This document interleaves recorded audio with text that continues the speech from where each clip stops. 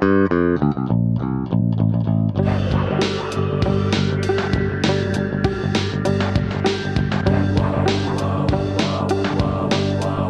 listening to Shore PM with your host, Dickerson Longfellow.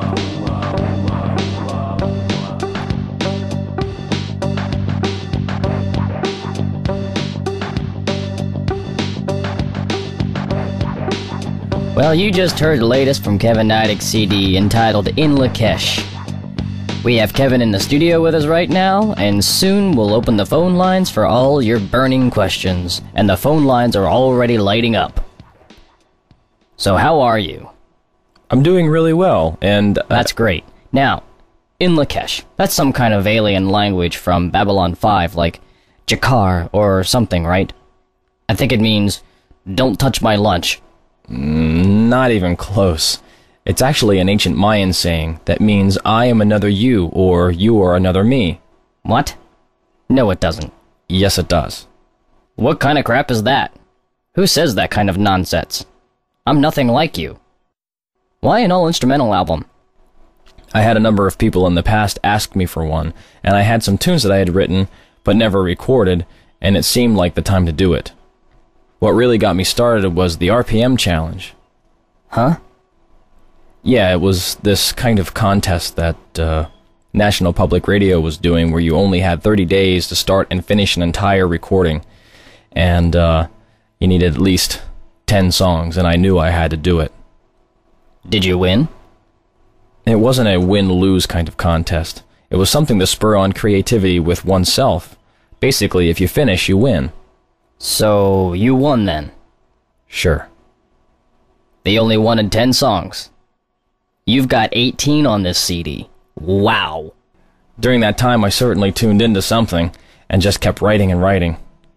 I actually have more, and I saved a couple of those tunes as bonus tracks for MP3 download only. Who are the other musicians on the CD with you? There's one track where I have Les Vonderland singing an awing part, but other than that, it's just me. I played guitar, banjo, octave mandolin, bass, pedal steel, and a bunch of other things. That sounds like a big undertaking.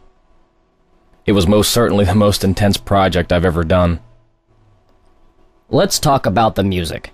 Why 18 songs? That seems like an awful lot of music. I heard Wayne Dyer talking about a book of his that had 18 chapters, and the Tao Te Ching has 81 verses, so 18 and 81 are reflections of one another, and he says that 18 is one infinite source, or one infinity, one infinite source. Why do you think the number 1, 2, 3, 4 keeps showing up for me? I don't know.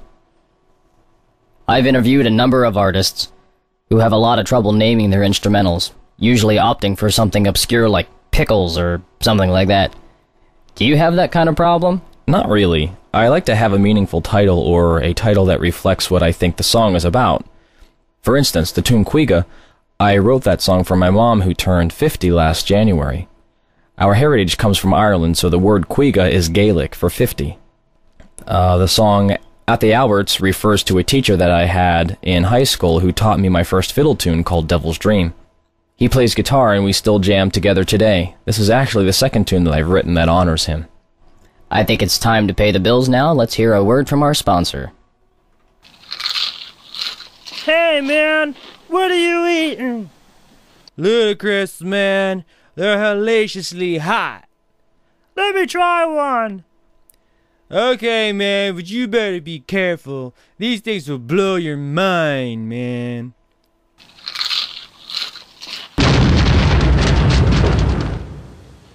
Ludicrisps. They're not just hot, they're ludicrisps. Hellaciously hot.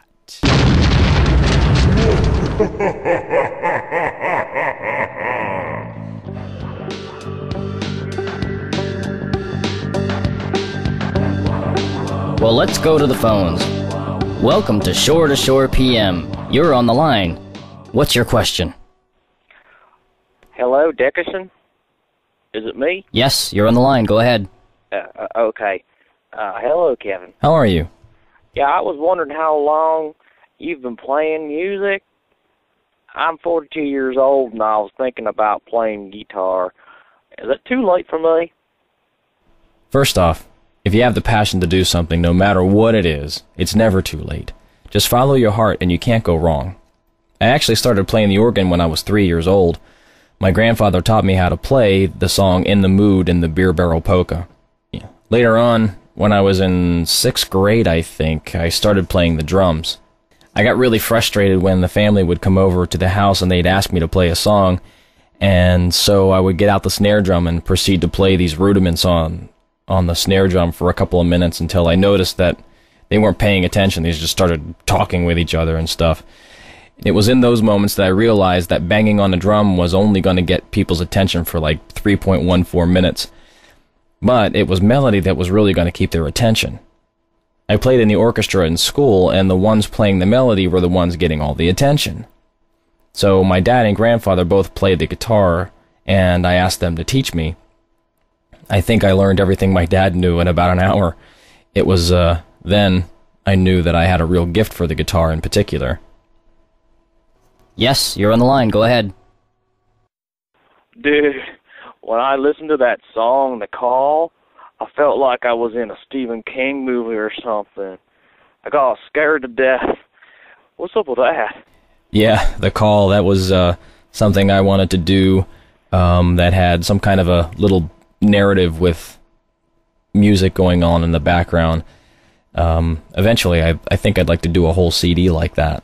And, you know, I kind of like the creepy factor. Stephen King's actually one of my favorite writers. Okay, next caller. Let's go south of the Mason-Dixon line. You're on the air.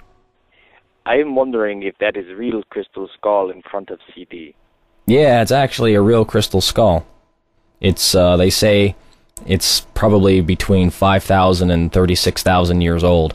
And the skull's name is Max, and he's one of the 13 Mayan crystal skulls, and he's actually the biggest one. Interesting. And I had the opportunity to meet Max one day, and it was very interesting. All right, next caller. You're on the air. Yeah, I really like that Roland song. I mean, that Roland... Roland, son of Stephen? Roland, son of Stephen. Yeah, is that like real or something?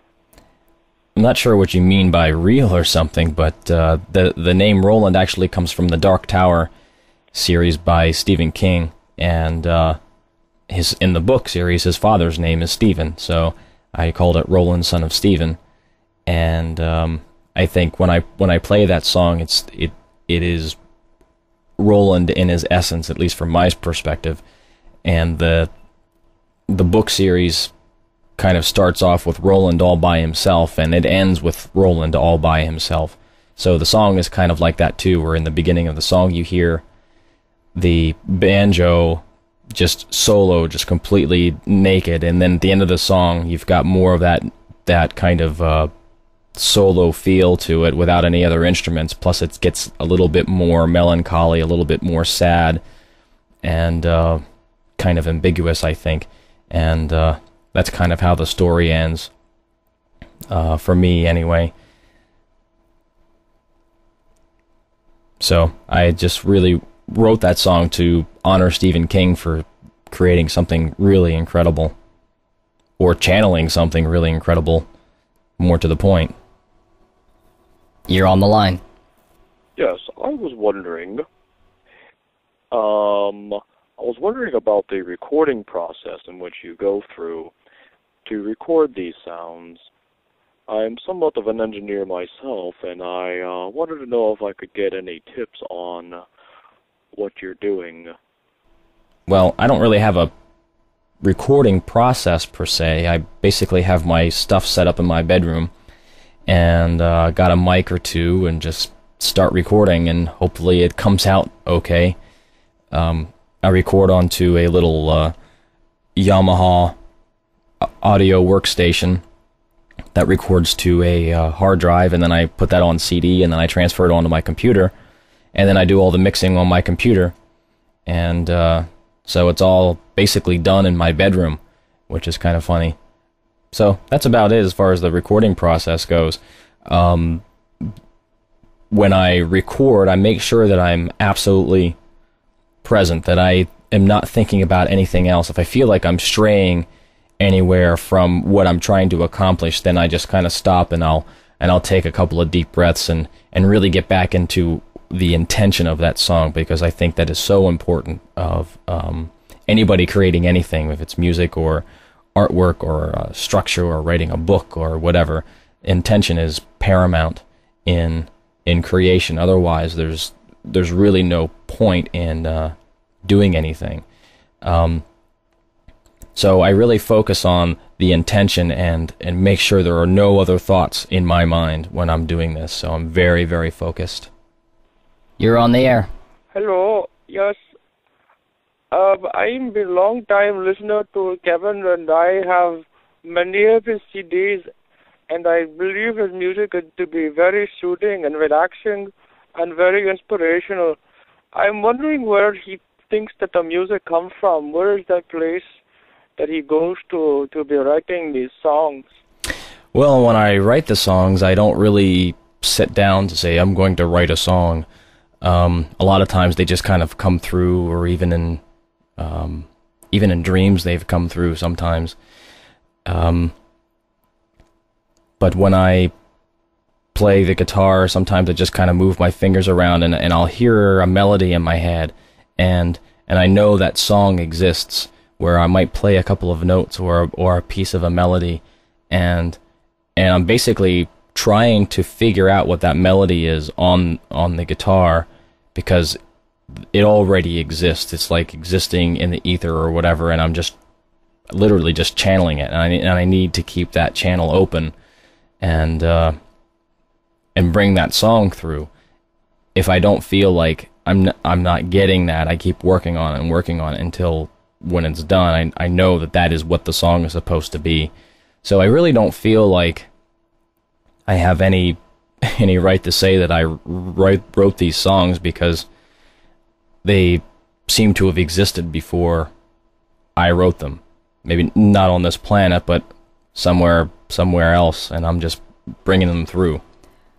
Well, thank you, Kevin, for being on Shore to Shore PM. It's been wonderful having you, and you out there, all you listeners, please go to www.kevinneidig.com and you can pick up In Lakesh online. Please enjoy the CD, and maybe we'll have him on the show again. Thank you very much. Thanks a lot. It was great being here.